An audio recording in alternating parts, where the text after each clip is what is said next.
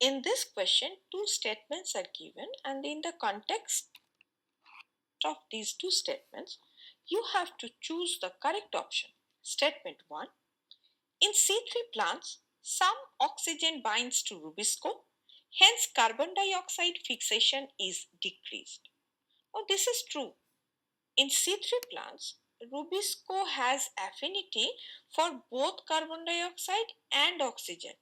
So, when oxygen binds to rubisco, suppose due to high concentration of oxygen, it leads to photorespiration, which decreases the efficiency of carbon dioxide fixation because photorespiration results in the release of carbon dioxide as well as energy loss.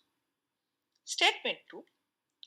In C4 plants, mesophyll cells show very little photorespiration while bundle sheath cells do not show photorespiration.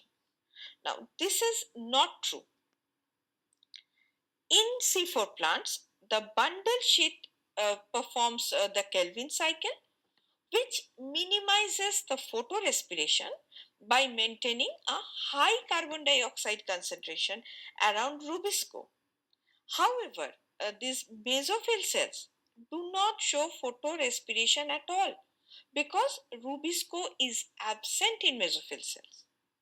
But they have this PAPE carboxylase which fixes carbon dioxide efficiently even at very low concentrations. Thus, photorespiration is negligible in both cell types, but it is not limited to bundle sheath cells. So, statement 1 is true, but statement 2 is false. Hence, the correct answer is option A.